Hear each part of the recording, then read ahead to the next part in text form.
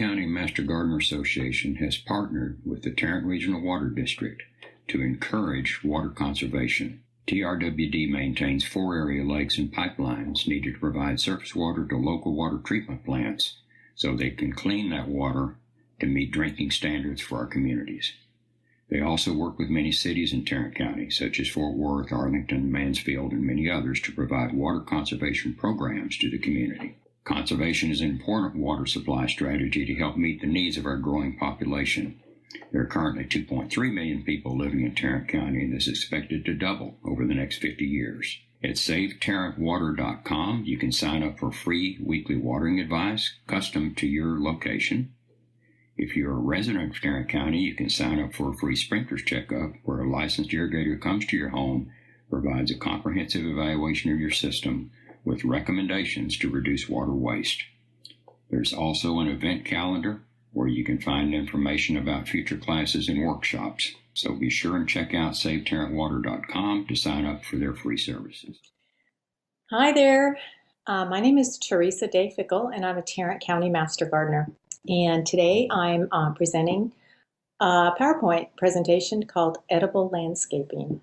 This is meant to be inspirational, to inspire you to grow food in your yard in order to enjoy the benefits that fresh produce harvested right from your backyard can give you. So I want you to eat your yard, garden outside the rows, and transform your landscape.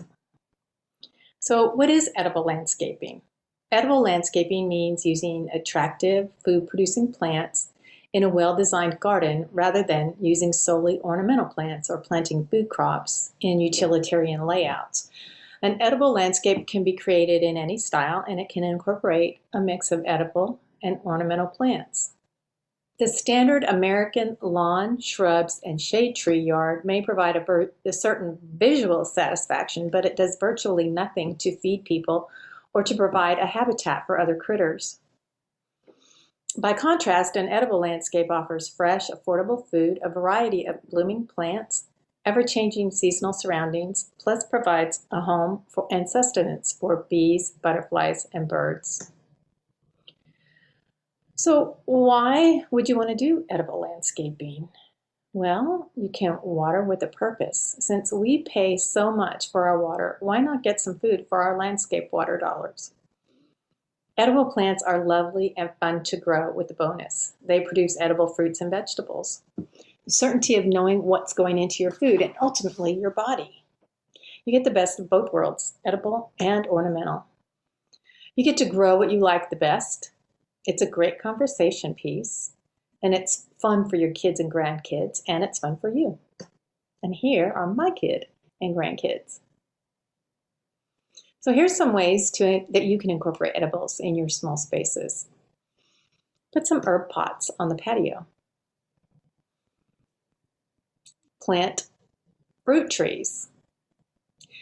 Include cherry tomatoes in a window box or a hanging basket. Grow Mexican mint marigold, calendula, borage, nasturtiums, or bachelor's button to use in salads. Plant a fruit tree in the corner of your yard. Here's a persimmon tree.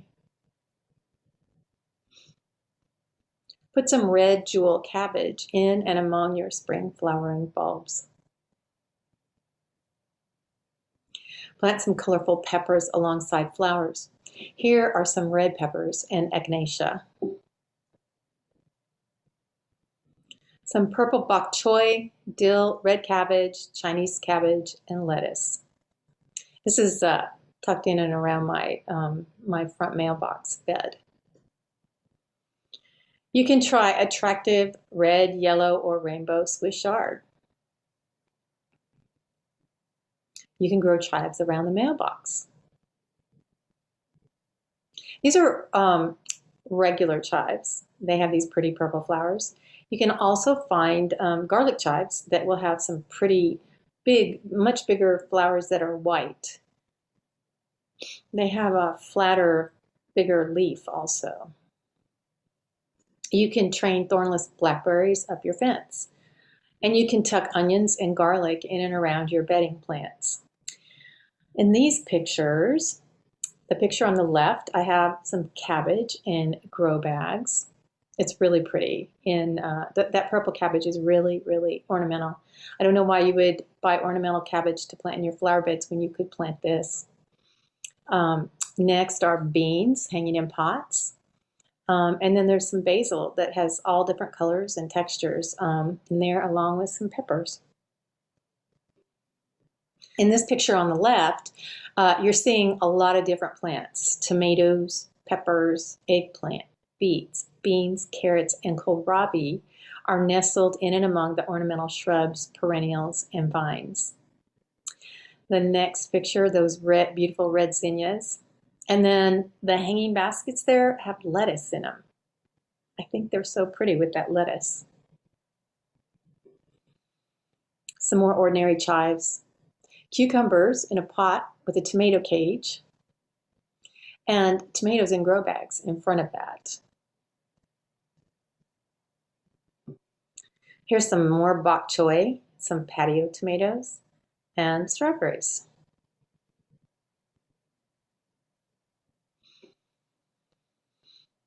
The picture on the left are beans. On the top right are beans and cabbage with flowers and grow bags in the front. The beans are going to grow up the trellis and provide shade for some lettuce that I have planted behind the trellis. The same bed a couple of years ago was filled with peppers. Here's some things that are easy to incorporate into the garden. It just so happens that these are all cool weather plants, but other plants that are easy to incorporate are beans, cucumbers, peppers, and tomatoes. Kales and mustards and lettuces come in a variety of shapes, sizes, and colors. You're sure to find one that looks great in your landscape. Swiss chard comes in a rainbow of colors and will withstand our summer heat. Here's some things that will add variety and interest.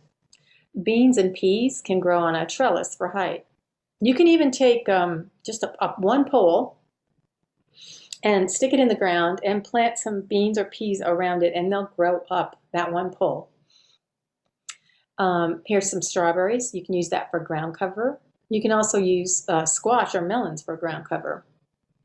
Peppers, they come in so many colors and sizes. They're just so pretty, and you can't go wrong with peppers. These plants require some creativity to keep them from looking weedy or overgrown. Tomatoes will probably look better if you plant some basil or flowers around the base to cover up the leaves that turn yellow starting at the base of the plant. Marigolds will help deter pests. Eggplant gets very big and the stems need support because of the weight of the fruit. Squash can take up a lot of space, up to 3 square feet for summer squash, and vining squash can take up much more space. So herbs, you can tuck herbs in almost anywhere. So here you see some basil. It comes in many flavors and colors, heights. Sage has texture, color, and variety. Some sages bloom, some don't. You can do thyme. It has small leaves, and it's very close to the ground usually. And it looks really nice with some small flowered annuals. In this picture, it looks like there's some alyssum, and there's some sweet alyssum. So edible flowers, starting at the top left, Mexican mint marigold has a licorice flavor, and it's a successful stand-in for French tarragon. It's also known as Mexican tarragon. Calendula's flavors range from spicy to bitter, tangy to peppery. The taste resembles saffron. It's also known as poor man's saffron. Borage has a mild cucumber flavor that some describe as a sweet honey taste, and it's mildly salty. Nasturtium flowers have a peppery flavor, and leaves are citrusy and peppery. Bachelor button, cornflower, it's also known as cornflower, adds a very mild cucumber, raw green bean flavor to dishes. And you put these in your salad and it's just going to really pop. So here's some perennials for the life of ease. So you can set it and forget it. Here's a list of some perennial herbs that you can plant. And I've grown all of these except for the horseradish. Lavender is, some people find it difficult to grow, but what I've found is if you ignore it and don't water it and leave it alone, it will do great. Here are some pictures. In the left, you see some sage, chives, and thyme. There's also some lettuce there next to the thyme growing in the ground. The top right is oregano, and the bottom right is, there's a pot there with some rosemary growing in it. So here's some perennial fruits, nuts, and vegetables that you could grow. There's a lot of choices here that you can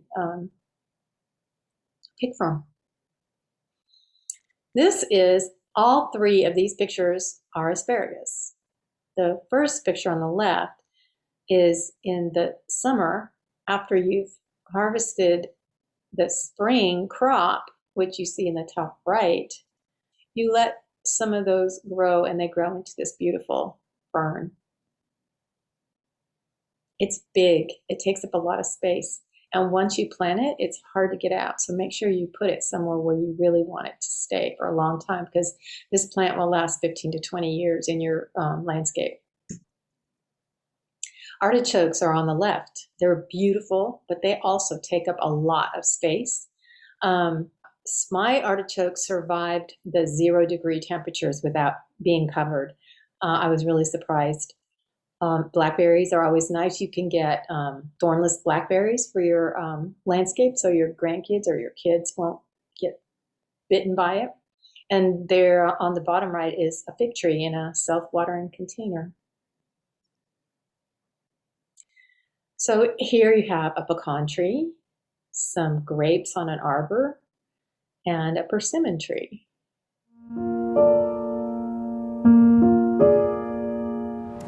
Welcome to my edible landscape. I'm walking towards my backyard, which is where I have all of my edibles this year.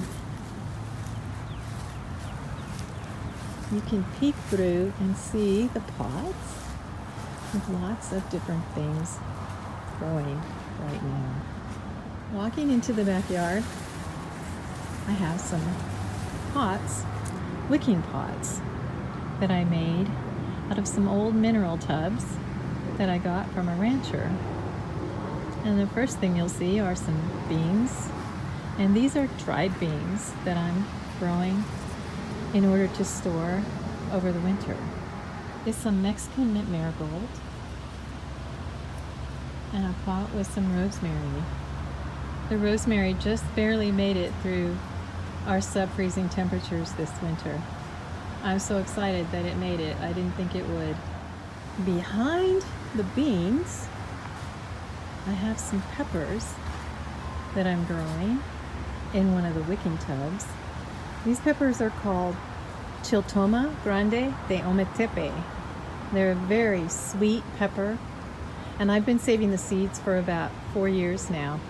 I got the seeds from Baker Creek Seeds, and after that first year I went to go buy some more seeds, and luckily I had saved some seeds because they don't sell them anymore. Today is May 10th, so we're kind of in the transitional period from our winter plants to our summer plants. And so down here you'll see some kohlrabi and carrots, and these carrots are going to seed, and I'm planning on saving these carrot seeds. The flowers on them are really pretty. I am enjoying them a lot.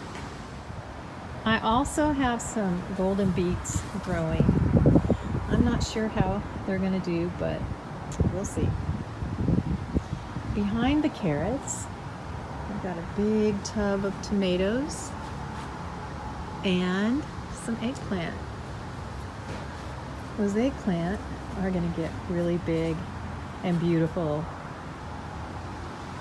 And then next to them I have some salvia that's just gorgeous. It's just starting to bloom. And let's pan out. And you can see down the walkway there's some cantaloupe growing in amongst the shrubbery, and some hanging pots with beans. There's another tomato plant A beautiful rose bush.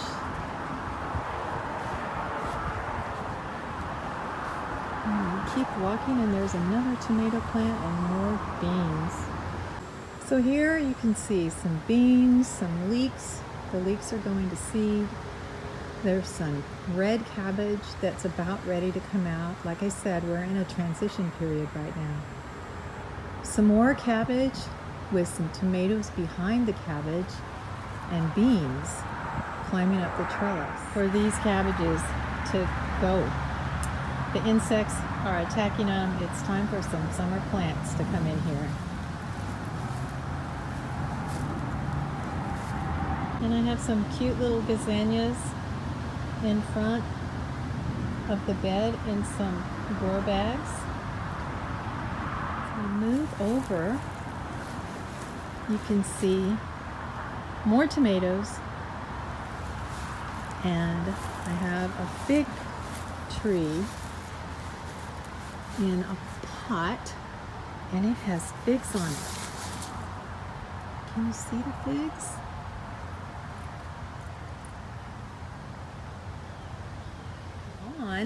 I have some Shasta daisies blooming. They're so pretty. And next to those, the salvia has come back next to some carrots in a bag. And then lots and lots of tomatoes. In and amongst the chives and ferns. So everything doesn't look beautiful. I like to save seeds from the plants that I have. And so this is cilantro that's gone to seed. And it's in a pot on the patio. And I'm just waiting for it to dry out so I can save the seeds and use that pot for another plant. And over here in these pots on the patio, you can see some tomatoes, some parsley going to seed that I'm going to save. And then in my tower planter, I had lettuce in there over the winter, and I'm letting it go to seed so that I can save those seeds to use next year. I have more lettuce going to seed over here. I have a citrus tree here. Potatoes. Hey, here we have some oregano and lilies in a pot. And some amaryllis back here that were given to me by friends. Along with some more lettuce going to seed, some more cilantro going to seed. And here is a pan of Menard. There's some peppers in some earth boxes. Here's my view of the garden. Some harvest. Some of the things that I've harvested from my garden. There's spinach, beans, tomatoes, Chinese cabbage, lettuce, fava beans, some garlic scapes. So the garlic scapes, those are the flowers of the garlic plant. And you get mostly those show up in your northern garlic. And you can find these in the northern farmers markets, and they're considered a delicacy. You would chop them up and saute them like you would garlic. Peppers, carrots, artichokes, cabbage, cucumbers, chard, and potatoes. And this is some green garlic over here on the bottom right. This is purple mini broccoli. Tasted great, grew well. I really love it. I'll plant it again. Here's a colorful salad. Everything in here came from my backyard. Some broccoli from those earth boxes. A purple bok choy. So pretty, easy to grow. Grows in like 35 days. This is some green onions, or some spring onions, and some leeks. A pink cauliflower. So pretty. Tasty too. And the color stays when you cook it. And the orange cauliflower. Same. Tasty, color stays when you cook it. Really pretty in the garden too. So how do you start? Well, tuck a few garlic cloves in a few areas of the garden in the fall. Add a few onion slips in January. Herbs are super easy to grow. You can have herbs. Some of the herbs will last throughout the winter. Some are herbs that, like for example, basil, that you can only have in the summer. So it can save you a lot of money to plant herbs and onions and garlic. I mean, remember how much you paid for a pack of basil in the store the last time you bought it? You can plant peppers in a pot. You can put beans in a pot. There's lots of ways that you can grow food. If you don't have a lot of sun, here's some things that you could grow. So you can grow some arugula, beets, carrots, chard, Chinese cabbage, endive, escarole, kale, lettuce, leeks, mustard, peas, radishes, sorrel, spinach, turnips, catnip, chervil, chives, lemon balm, mint, parsley, and watercress. That's just to name a few. And if you'll notice, a lot of these are plants that don't produce fruit. Most of them are greens, so they don't need as much sun to produce that fruit. And here's some additional resources for you. Landscaping with Edible Plants in Texas by Cheryl Beasley. You can go to the Texas Aggie Horticulture. They have a publication called Edible Landscape. Rosalind Creasy has a website, Edible Landscaping Basics. It's very helpful. And Mother Earth Living has something called Eat Your Yard Edible Landscape. And it's very helpful too. So that's all I have. I hope you enjoyed it.